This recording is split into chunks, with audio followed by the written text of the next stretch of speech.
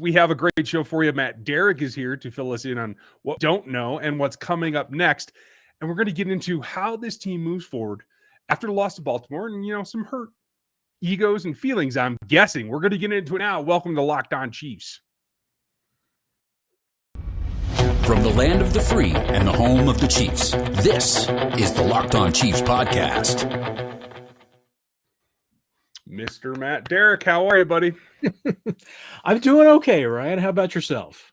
I'm pushing. Have you through. fully recovered? Pushing through from that loss? Nah. I was up well past midnight trying to record things and say things that weren't, just blundering through. So we're getting there, but it's Tuesday. The players are off. You're off for the most part, except for hanging out with media types. And I'm kind of in the same boat. And I'm trying to piece things together. And I just want to see, after a little bit of further review, or at least time away from the event, it didn't seem to me today as bad as I thought it was that night. I was pretty frustrated with some things, but how do you read the situation today on Tuesday?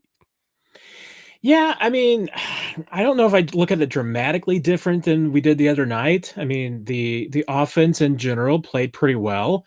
3 negative plays really put them behind the 8 ball. And really killed a couple of drives that maybe kept them from being able to put that game away at some point. And then defensively, I mean, I just don't know at what point was the decision made that you don't decide to stop Lamar Jackson at all costs, because it certainly seemed like a game plan that was just designed to kind of stop the Ravens in general rather than stop Lamar Jackson. And I feel like that was different from what the Chiefs have done in the past against him. And certainly I think the Ravens had a great game plan. They executed it well.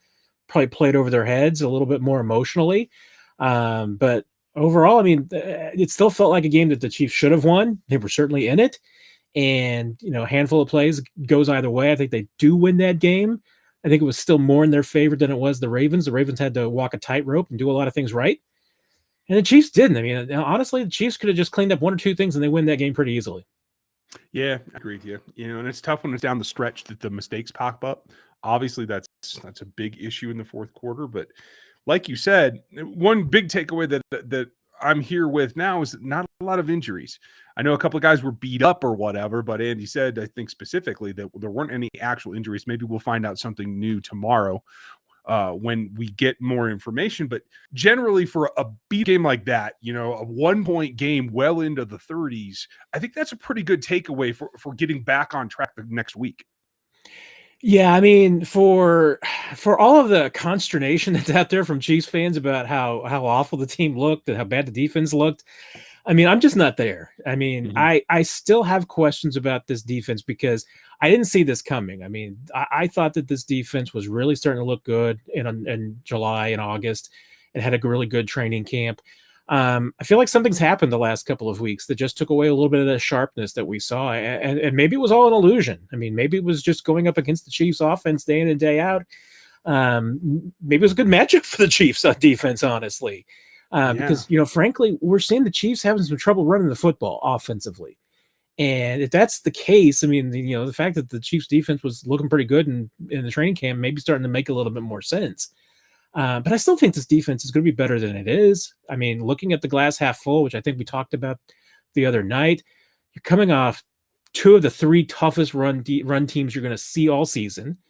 And to me, I mean, let's see what happens against the Chargers. If the Chargers put up 150 yards rushing, then yeah, I mean, panic all you want to, because that should not happen.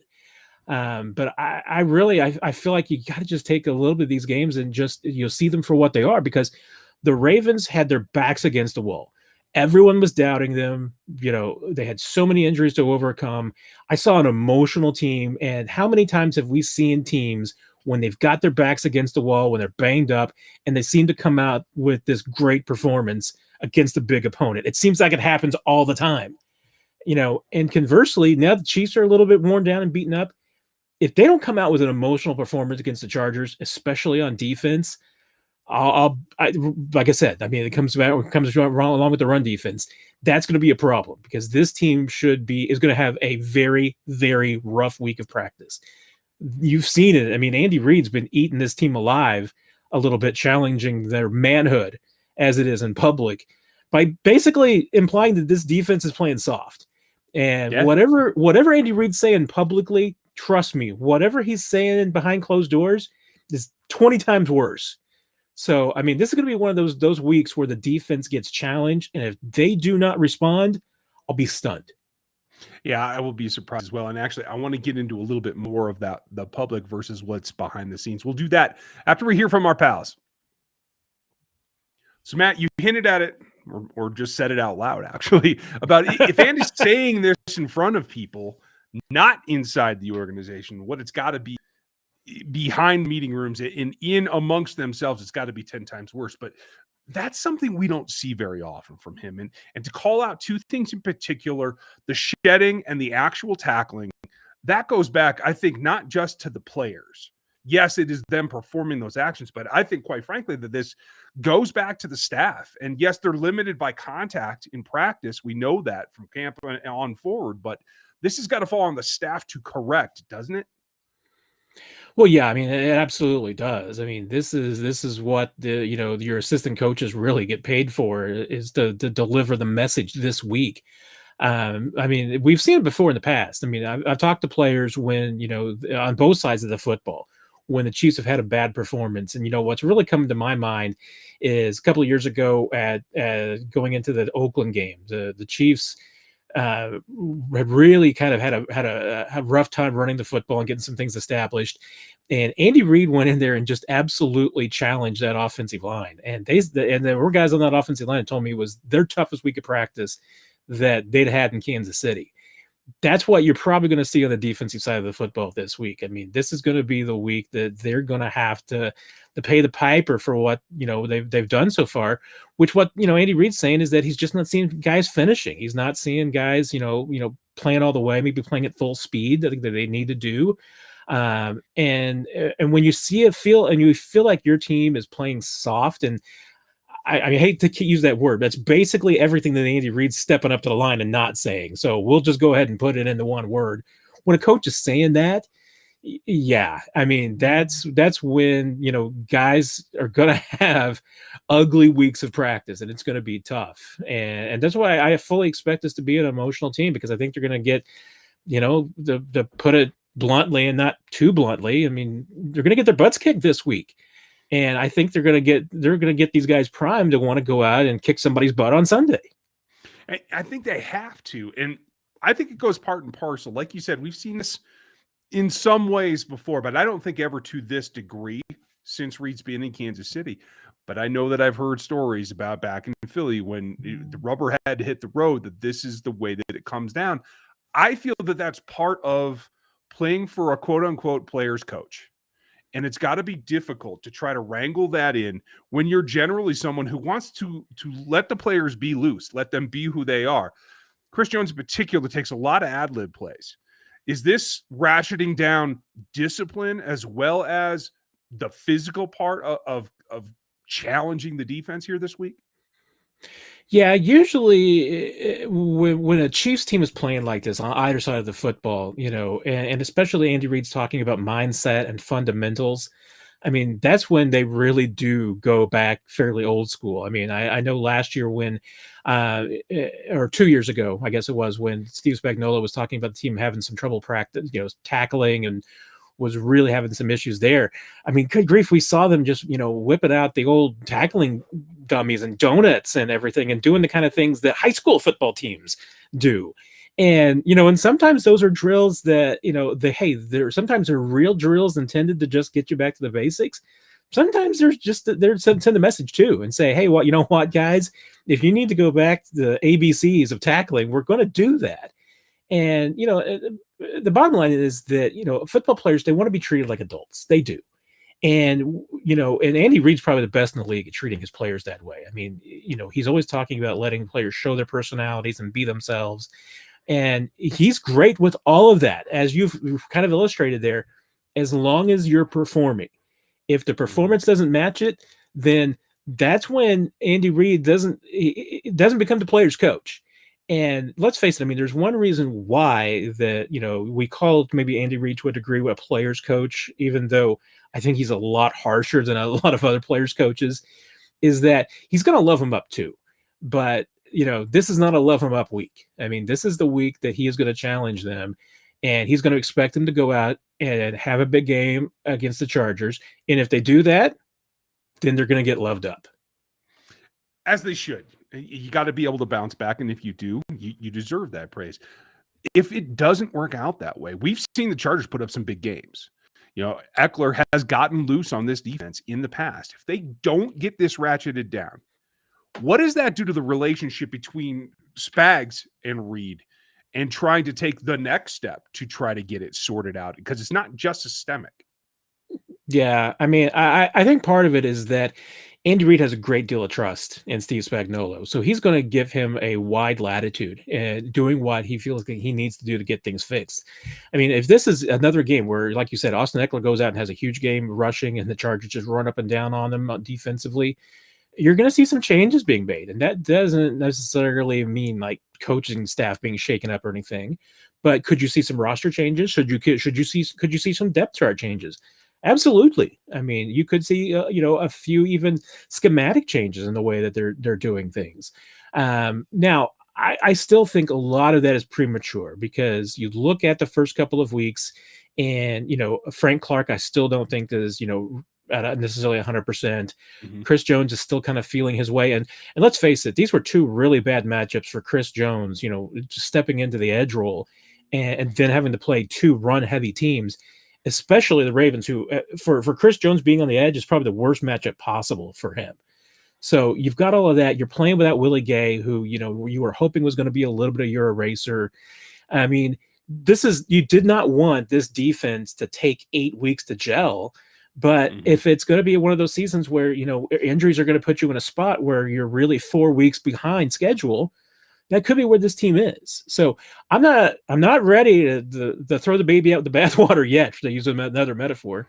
But this team, it's got to start showing something here pretty soon, or the Chiefs will be in that mindset that's like, okay, you know what? Depth chart, roster positions, everything's up for grabs. Wow. I hope that it doesn't come to that. If it does, we're going to have a lot more to talk about. The last thing, if they need to get a spark, like, are we talking position changes? Because if it comes to this and they're still allowing this run, like, I'm all joking aside, I'm taking out one of the linebackers and I'm putting Colin Saunders there against the Titans when it comes to it that week, because there's some, like, I think more outlandish solutions that you might have to start trying, hunt, peck, or figure it out in order to plug this hole, because I don't think this is going to go away. I expect the Chargers to attack in the run. I expect everybody to try to run at them just like did the other night. Yeah, and what I could see, if they do continue to struggle against the run, one is that maybe you do have to consider, kicking Chris Jones in a little bit inside more. And if that's the case, especially against run-heavy teams, I mean, I could see Alex Okafor maybe getting a little bit more time because he's a more experienced edge player, especially against the run. I think they're going to have to try and give that defensive line a little bit more support. I mean, at least in the first 2 weeks we saw, 4 guys aren't enough to really be able to stop the run. I mean, they're going to have to commit a little bit more resources to that. And there's other parts of it too. I mean, Nick Bolton is going to get better. We've seen him making, I mean, he and Anthony Hitchens, I think, have been the 2 strongest tacklers the team has had, at least early in the season. But Bolton, as far as his reaction to some of the run fits, I mean, hasn't been great. So he's got room to improve there. So that can get better. I mean, I'm still just like I think most Chiefs fans, I'm still at a little bit of a loss about Juan Thornhill's situation and where he's on the depth chart. To me, I think that's a place where the Chiefs could make some changes and maybe get a little bit more performance. There's some things that they could tweak as far as, I think, just small things. But I think first thing first, they want to just see what's going to happen when they play a team like the Chargers that's a little bit more of a, say, conventional, modern NFL offense. They're going to throw the football a lot. They're not run dominant. I mean, if they do have a lot of success running the football, like we said, that's going to be a problem. But I think they want to see just, what some small tweaks can help them with, what can, challenge these guys to button up on tackling and shedding blocks, those kinds of things, how much that's going to improve things. It could just simply, getting a few more snaps with all these guys together, getting Matthew back up to 100% full speed, getting Frank Clark back up to full speed. Maybe that's going to be it. But this game's gonna be a big test because they've got to come through, and I firmly believe that they will this week. I have to agree with you. Let's get over to something positive. I want to talk about the offense and where they can take it even further than what I think was a pretty solid outing if it wasn't for the 2 turnovers. We'll do that after this. So, Matt, again, it ended badly on the offensive side, obviously. 2 out of the last 3 possessions going for turnovers. But other than that, I felt like they obviously scored the points, 28 on the offensive side. They moved the ball in the pass game really well. A couple of things leave some room to improve, obviously. And I think it starts up front. Creed Humphrey, Trey Smith, Lucas Niang, not giving up a lot of pressure in the pass game. I'm pretty happy about where they are there. But they're not pushed that we all kind of thought might be the way they leaned early in the season. Do you have any idea about where that's coming from and how easy do you think it is to really step that up? Yeah, because I asked Andy Reid that on Monday, was just, about the run game and where they are offensively as, getting that established, because they're averaging 3.3 yards per carry. The second half was really problematic against the Ravens. They rushed, I think, 7 times for 9 yards, 3 negative plays. And you can't get anything going with that. I mean, and that was one of the reasons why I kind of disagreed with even giving Clyde Edwards-Helaire the football there on that 2nd and 3 at the 32, because they hadn't been running the football. I mean, even if he doesn't fumble there, that's going for a 2-yard loss. And that had been kind of the way things have been going in the second half. I kind of feel just put the ball in your best player's hands, and that was Mahomes, and let him cook a little bit. Because we're not seeing that push on the offensive line. They're doing well pass protection. I don't think that's a problem, and that's the reason why this group was put together, was to protect Mahomes. But you're right. I mean, the Chiefs certainly thought that they were going to be a little bit more aggressive, and I think part of it is just that it doesn't look like everybody's quite on the same page yet. And I think you're certainly seeing it from the running back standpoint. That was one of the things that Andy Reid pointed to, was that it's just still taking a little bit of time for the running backs to learn the blocking in front of them, what guys are good at, what they're bad at, learning the little strengths and weaknesses of everybody.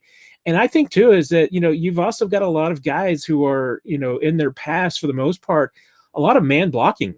And the Chiefs, they're still doing a little bit of zone. And those two don't always mix. So I feel like that there's a little bit of that. The Chiefs have not figured out what their identity is yet in the run game. And I almost feel like it's almost a mirror image of what they are on defensively, because I just don't see the run game on the offensive side committing to one thing and one concept, because it doesn't really seem to be a problem with who's back there. I mean, they're all having the same problems as far as finding some holes and getting through there. And we've even seen it, from a coaching standpoint, when the Chiefs have gotten into some short yardage situations, they're relying back on their old tricks, which is, using misdirection and trickery to try and get some yardage in short yardage situations. And they didn't think they were going to have to do that. And yet here we are. Yeah, it's going to be tough. How you build upon that, I think, is probably illustrated by what we thought was going to be the biggest hole. And I'm not saying that this is that it's not an issue anymore that's taken care of. But when you talk about teams working to take away Tyreek Hill and working to take away Travis Kelce, this is a known quantity. That's what we expect. We had hoped that we'd see McCole Hardman step up. I actually think that he played better against the Ravens than I've seen him play, period, even when he's been scoring and had those long plays and all that. But it's not just McCole. It's the conglomeration of who's going to be that third receiver. And I think between what you saw from D-Rob and Pringle, and I'll even throw in one of 2 targets or 2 snaps, I can't remember, for Jody Fortson, who actually made a play in the composite of all those players. I feel even better now than I said it the other night about making up for the loss of Sammy Watkins. If they can spread the ball around, I think that this is something that they're going to be able to get different performances from different guys week. I don't know who it'll be this week, but do you feel comfortable with where they are with the other guys, quote unquote? Yeah, I really do. I mean, there was a lot, and I didn't even feel like it was necessarily intentional. I mean, even though everybody was talking last week about the Chiefs need to spread the ball around more, I didn't think that Mahomes went out there with just the pure intention of spreading the ball around more. I think he was just taking what was given. And you're right. I mean, the Ravens had a game plan to try and take Travis Kelce and Tyreek Hill out of the game. Let's just set aside for the moment that the Ravens tried to take Travis Kelce out of the game and they didn't. I mean, the guy still had 100 yards receiving, which is pretty impressive when you could tell that the Ravens were definitely trying to take him out of the game. But yeah, you definitely saw stronger performances from the entire supporting cast. I still think there's some guys who need to get more touches and gets more involved. I mean, I'd like to see Derrick McKinnon, I think, get a little bit more involved in this offense. That one touch that he had, I mean, I think you just saw right there the explosiveness. And I thought that he was going to be a lot more involved in this offense. So maybe at this point, it's been purely some situations that they've gotten themselves into that they really haven't had a chance to go to that. But yeah, I mean, this offense is at its best when it's got everybody contributing. I mean, you can rely on Hill and Kelce all you want to, and you can score points that way. But I think this team is at its best when everybody gets involved, and they, I thought, were generally close to their best on Sunday night. The problem is, you have a misfired snap that buries you on one drive. You get yourself with some first down runs that go nowhere that then lead to some third and long situations that led to the turnover. Those 3 drives in alone, I mean, those are very uncharacteristic Chief mistakes.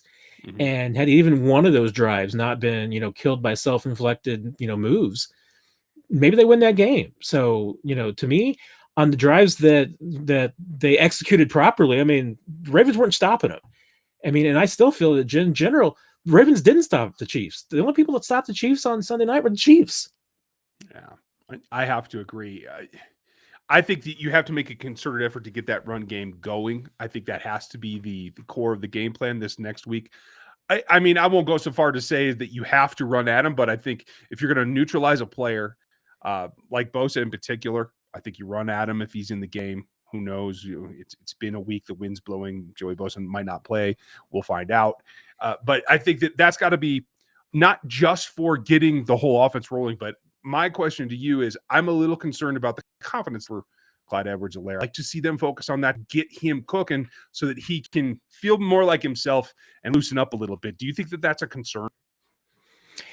It could very well be, and I think that's one of the reasons why at least the public message from Andy Reid was clearly to make sure that they're not putting any of the blame on Clyde Edwards-Helaire. I mean, he went well out of his way to make sure that it didn't appear that he was blaming Clyde Edwards-Helaire for the fumble of any sort, and certainly lack of production. I mean, I think he's putting it a pretty good, fairly clearly on the offensive line and everybody in general. So, yeah, I mean, I think that there's a little bit of maybe, that you do have to do to buck up Clyde Edwards-Helaire, just considering how tough things have been the first couple of weeks.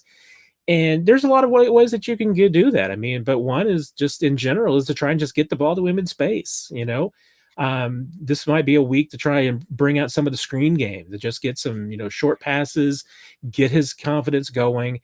If he can just get one ball in space and maybe break it out for a big gain, that could go a long way to help. But at the same time, I think you got to do something with the offensive line too, because those guys just need to give him some holes. And I haven't seen a ton of holes so far for the running game. I think it's going to be key, and we're going to see how it breaks down, folks. We're going to have more for you this week. Matt, thank you for the time and filling us in where we're at right now. Always a blast, Ryan. Take care. Folks, ChiefsDigest.com is where you can get all the good stuff. Thanks for watching today. We'll talk to you next time.